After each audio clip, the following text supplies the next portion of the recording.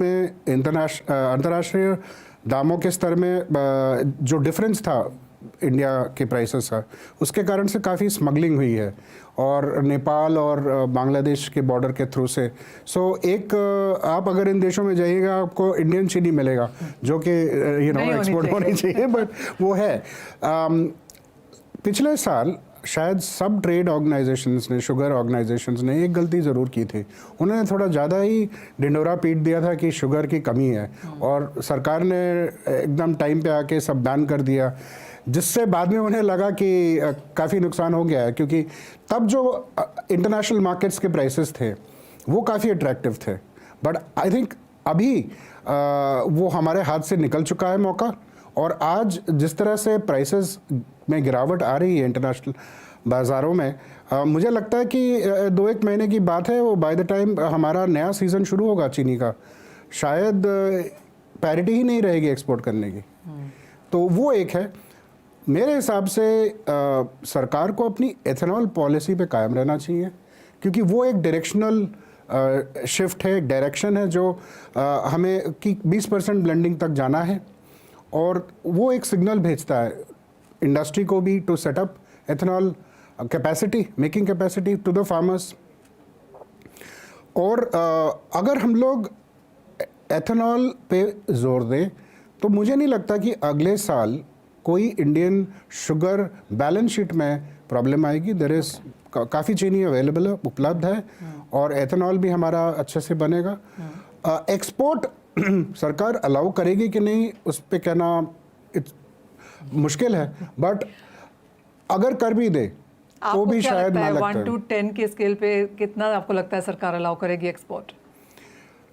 सरकार अगर export allow करेगी तो चीनी के उत्पादन को देखने के बाद, तो मेरे हिसाब से ये अगले साल कैलेंडर ईयर में ही हो सकता है, और तब तक शायद देर ना हो जाए, क्योंकि मार्केट अंतर्राष्ट्रीय मार्केट वो गिरते ही जा रहा है, और बाय जनवरी मुझे नहीं लगता कि कोई ज़्यादा एक्सपोर्ट पैरिटी रहेगी।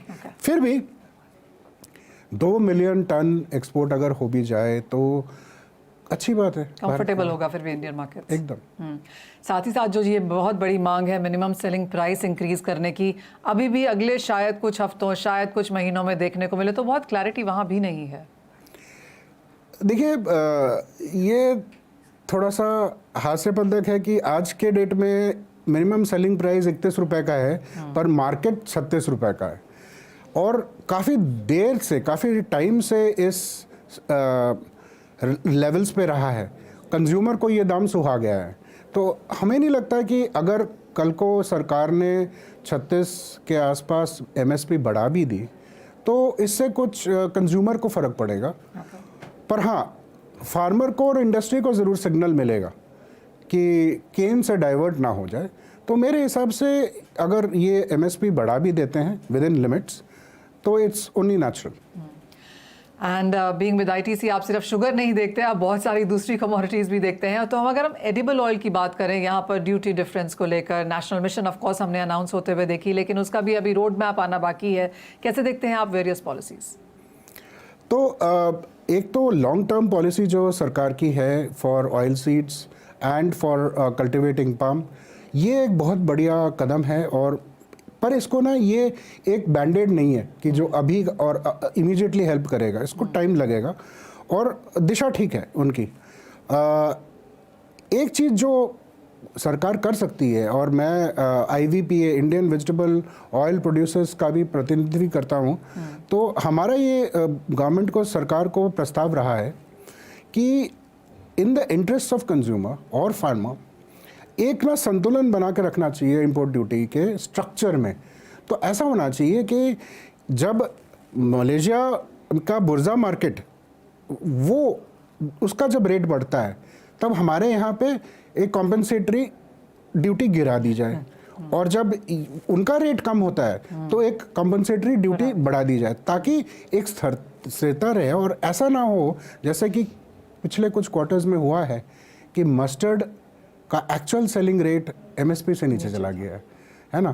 तो ये चीज़ गलत सिग्नल देता है। तो मेरे हिसाब से वो एक डायनामिक ड्यूटी स्ट्रक्चर होनी चाहिए, जिससे सरकार को भी फ़ायदा है और फार्मर को भी फ़ायदा है और कंज्यूमर के लिए, मेरे जैसे हम लोग कंज्यूमर कंपनी है, हमारे लिए भी एक स्थिरता रहती है। एब्सोल्युटली।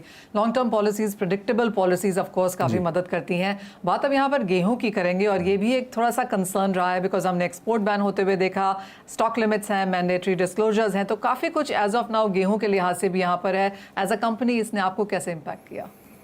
हमें तो किया ही है मनीषा जी, पर हमें दुख लगता है कि जब हमारे प्रवासी दोस्त जब हमें ईमेल लिखते हैं और कहते हैं कि क्या हो गया, हमको वो भारत का आशीर्वाद आटा नहीं मिल रहा और उनको विदेशों में जो मैदा मिलता है उससे जो है वो रोटी नहीं बनती, तो देश की रोटी मिस करते हैं बेचारे। तो मेरी तो गुजारिश रहेगी सरकार को कि एटलीस्ट आप उन प्रवासी भाइयों बहनों की भी सोचिए और थोड़ा बहुत एक्सपोर्ट हो भी जाए, कुछ 1000 टन, तो उसमें कोई आनी जानी नहीं है। बट हाँ, मुझे लगता है कि एक तनाव तो है बैलेंस शीट में। एक और मैं अगर एक आपको बताऊं कि हमारे जो नेशनल फूड सिक्योरिटी लॉ के तहत एक 7.5 मिलियन टन गेहूं का रहना मैंडेटरी है जी। पर मैम ये जो है ना, ये आंकड़ा 2012 का है जबकि सेंसस हुआ था जी। और अब 2024 में 12 साल बाद वो आंकड़े वो से नहीं करते। हमारे हिसाब से कम 12 मिलियन सरकार के पास बफर स्टॉक होना चाहिए टू बी सेफ। और देखिए ये सब एग्रीकल्चरल प्रोड्यूस है। पिछले साल वेदर वाइज वीट के क्रॉप को बहुत सपोर्ट मिला था, अब हर साल बहुत अच्छा वेदर रहेगा ये तो कोई गारंटी नहीं है। तो मेरे हिसाब से, और आज की डेट में इंटरनेशनल अगर आप देखें ब्लैक सी वीट प्राइसेस वगैरह, वो $250 CIF लैंडेड टूटिकोरिन में मिल रहा है ना। तो मेरे हिसाब से सरकार ने अगर थोड़ी बहुत इंपोर्ट अलाउ कर भी दी 2-3 मिलियन टन, तो उसमें हमें फ़ायदा ही रहेगा।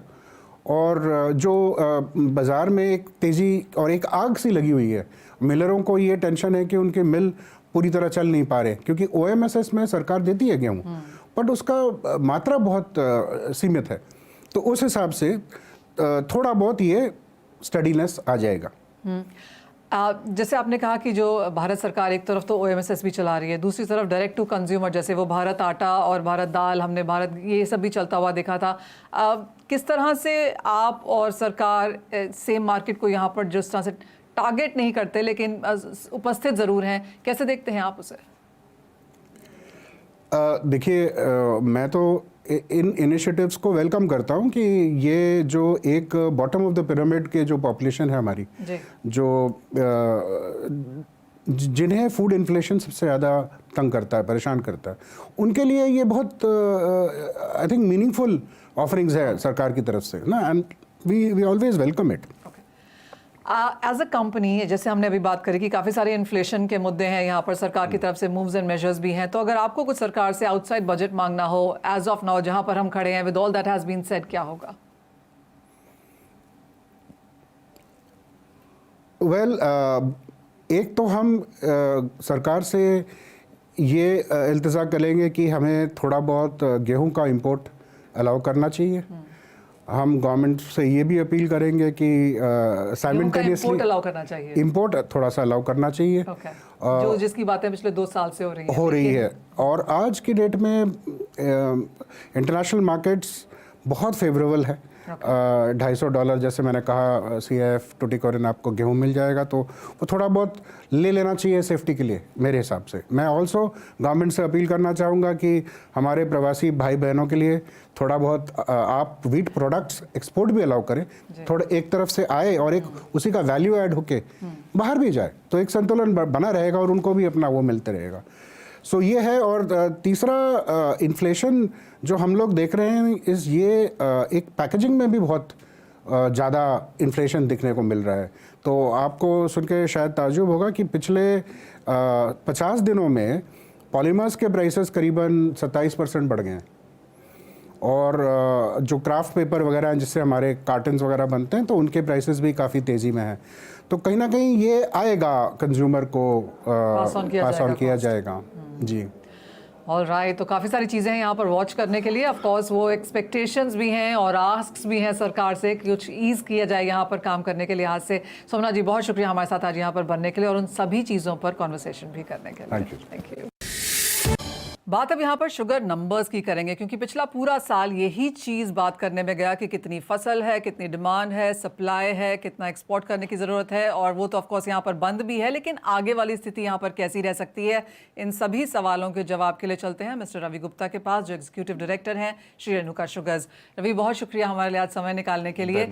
अब जिस तरह के नंबर्स फाइनली इंडस्ट्री जिनके साथ काम कर रही है वो क्या हैं, और क्या अब हम एक वो दूरदर्शिता देख सकते हैं कि अगले सीजन के नंबर्स कैसे रह सकते हैं?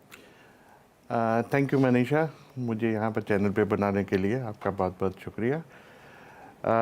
जिस हिसाब के आंकड़े अभी दिख रहे हैं, और क्योंकि आंकड़े जो सोइंग है वो पिछले साल के बनिस्बत ज़्यादा है एज़ कम्पेयर टू, और बारिश बहुत अच्छी है, और ये अगस्त में बारिश का फोरकास्ट भी बहुत अच्छा है, तो एक फिक्स नंबर देना बड़ा मुश्किल रहेगा। बट ऐसा लगता है कि कहीं भी जो सुक्रोज की टोटल ग्रोथ सुक्रोज की प्रोडक्शन 32 से 33 मिलियन के करीब का ऐसा आंकड़ा है, और इस साल भी हमने अपना सरप्लस है, करीब करीब 30 लाख टन सरप्लस है देश में चीनी। अगले साल की जो कंजम्पशन है उसको भी whole of nation approach, and now seeking to make sure that we fulfill the aspirations of our people. So briefly, if I were to summarize on points which are meeting this objective that we have set before ourselves, is the expenditure of the government has actually grown exponentially.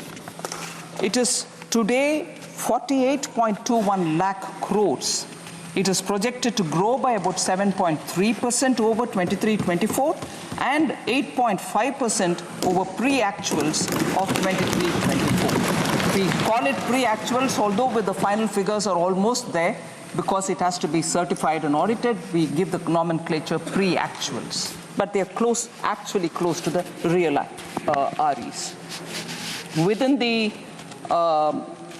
the total expenditure, sir, one feature which has marked India's growth story post the COVID, it is the capital expenditure which the public money with which we are building assets, meaning government's own expenditure to build assets, to build capital expenses, are the ones, capital expenditure is the one which has actually enabled us to come out of COVID, whilst many other countries in the world are doing very many different things, but yet this one tested formula of depending on the multiplier which comes out of spending on public expenditure, spending on capital expenditure through public money, has actually yielded us such results that post-COVID, consistently we've maintained high growth rate, and we are the fastest growing in the world as a result of this very clear government's approach.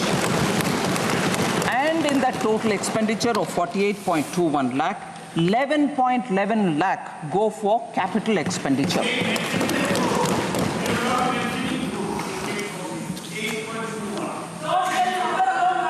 Sir, budgeted capital expenditure is now almost 3.3 times the capital expenditure which was there in 2019-20, that is prior to COVID, sir.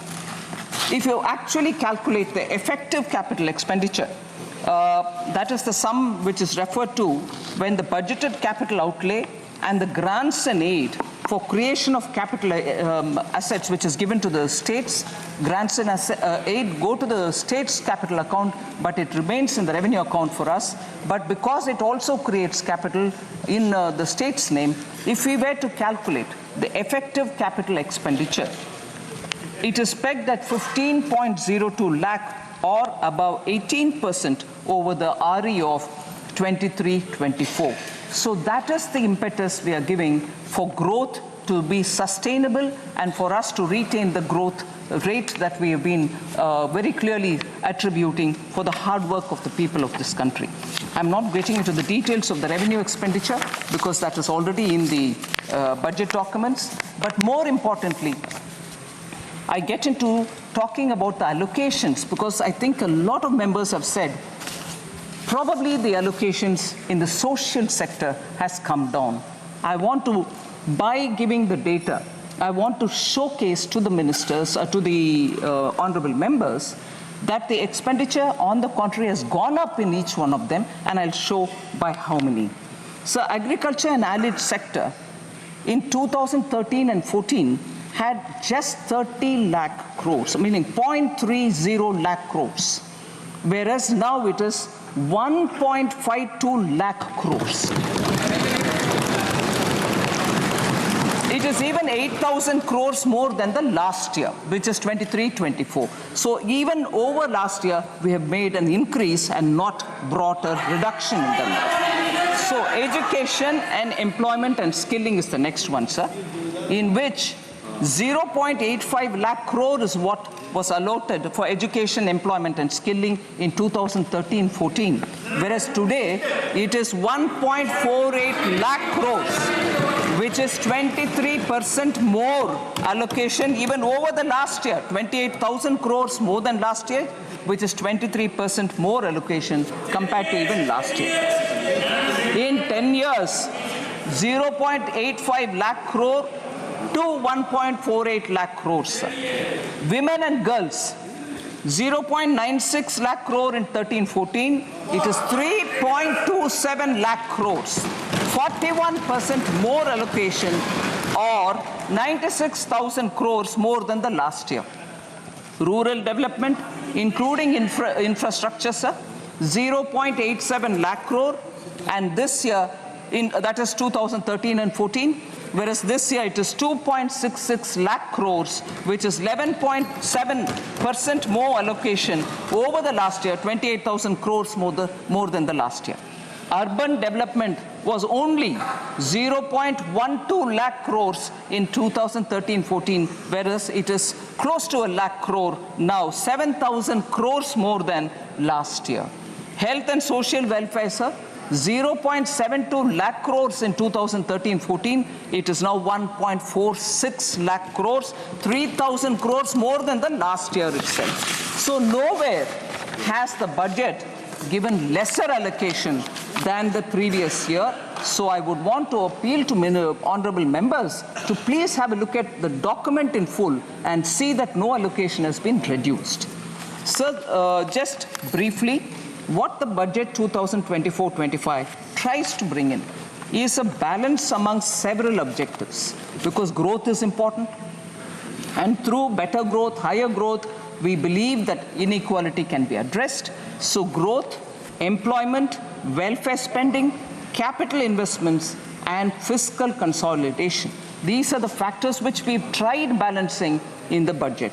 So an indicator which is very important for us. If I'm insisting on doing public spending on capital expenditure, the quality of public spending is the revenue deficit to fiscal deficit ratio normally. From about 80% in 2020-2021 COVID year, on account of COVID pandemic, the revenue deficit to fiscal deficit ratio, sir, was expected to fall to 36% was very high, whereas it has now fallen to, it is expected to fall to 36% in 24-25, and therefore reflecting the fact that expenditure is going towards quality asset creation. No one can refute this data, sir. These are all available in public domain. And the other thing which is an important indicator is, I had promised in this House, sir, 21-22, that the government would endeavor to attain fiscal deficit to GDP level below 4.5% by the year 25-26, from an unprecedented high of 9.2% in 2020-2021. We have kept completely to the trajectory projected. We have not deviated from it. We are complying by that fiscal deficit trajectory given by me. Even today, you see that we've gotten close to the 4.6. Actually, this year, we have clearly given 4.9 as the fiscal deficit. So we are keeping our word on that. India's exceptional post-pandemic economic recovery to become the fastest growing economy over the last 3 years is truly magnificent, and I thank every citizen, the middle class, the entrepreneurs, the farmers, marginal workers, traders, everyone who I've mentioned, I've not mentioned, deserve big gratitude, a word of thanks from all of us, sir, because of their toil and hard work and belief that they have to bring up the situation for their families to be better, has resulted in India becoming the fastest growing economy. And how many nations, may I ask this year, how many nations have achieved this balance through the budget since post-COVID to retain that growth, ensure that this balance happens and continues that sustainable growth momentum? So at least these sort of things which have to be remembered for the sake of thanking our people, I would like to highlight these as the last few years' achievement of this government and entirely thanking the people of India. And this couldn't have been possible unless there is a hard-working, visionary leadership which takes us forward so that the country can really come out of the COVID distress. And I thank Honorable Prime Minister for his leadership on this. Sir, I had also presented the Jammu Kashmir budget for 24-25. I'm happy to inform that the concrete steps that have been taken to enable the Union Territory to break free from the fetters of the past, namely the legacy of fiscal distress which has been inherited from the erstwhile state. We have provided substantial financial support, and I'll give the numbers, 17,000 crores in the union budget of the UT of J&K this year. It includes 12,000 crore towards financing the cost of Jammu Kashmir Police. That's a burden we want to take on our shoulders so that J&K has more flexibility to spend money for developmental activities. And the additional central assistance of 5,000 crore has been provided. With this support, I expect the GSDP ratio, fiscal deficit to GSDP ratio of the Union Territory would be somewhere, and I'm estimating it, somewhere in the range of 3% for the year 24-25. The public finances of the Union Territory are now back on the rails, and they are now able to focus on developmental activities much more than ever before. And the fiscal prudence is the biggest spirit with which the welfare activities are being taken up without any compromise on Sabka Saath, Sabka Vikas. So, because Jammu and Kashmir budget was particularly of interest to some of the members, I would like to respond to the members as well, much before I go to responding to members on the general budget. Sir, members of J&K have raised questions about unemployment rate in J&K. Mia Altaf MP and also Honorable Member Aga Syed Ruhullah Mehdi. They have raised issues about unemployment, and I would want to put it on the record of this House. Unemployment rate, that is for the age group of 15 to 59 years, has actually come down for J&K from 6.4% in 2020-2021 to 5.7% in 21-22 to 4.4% in 22-23, sir. So there is a reduction in the unemployment rate in J&K. The reduction is primarily because there is a lot of avenues being created for self-employment, and livelihood opportunities through Government of India schemes are reaching all people in J&K, and as a result, you can see that employment opportunities in the sense of self-employment has actually grown. So again, Honorable Member Mia Altaf had raised this issue about the works that were undertaken by the Union Territory government for the welfare of tribals. I'll certainly like to say, sir, there are about 9 important things which need to be highlighted. The Union Territory government has undertaken several initiatives for tribal welfare in the areas of healthcare, education, culture, infrastructure development, and livelihood. After 2 decades, actually, forest rights were granted to tribal communities. 2 शतक के बाद, इंतजार के बाद, tribal communities का उनका हक forest rights के द्वारा दिया गया है. 5,943 forest right certificates have been issued to the tribal people. First ever survey of the nomadic tribal population has also been conducted. Transport facilities are being provided to the nomadic tribes and the Bakarwals because they move up the range during summer and come down from the higher reaches to the lower levels. Transport facility is also being provided. Transit accommodation is provided to migratory tribal communities. Again, the communities which move from colder to slightly warmer regions in winter, including community kitchens, medical and veterinary dispensaries, and community toilets. All these have been provided for the migratory tribal communities.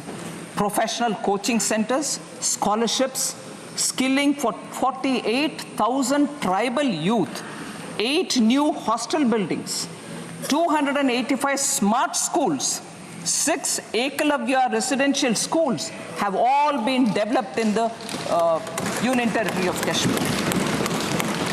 80 schools to be transformed into smart schools in the tribal areas. That's a very important step forward, and it will benefit tribal children. 186 tribal villages are being developed under the PM Adi Adarsh Yojana, so helping tribal communities. Tribal Research Institute is being developed in Srinagar, and these are some of the very specific measures being taken by the government, and I hope the Honorable MP has got substantial information on the question that he asked. Sir, now I come to the general budget, in which I go by issues in which many members of parliament have spoken, so I've clubbed together members.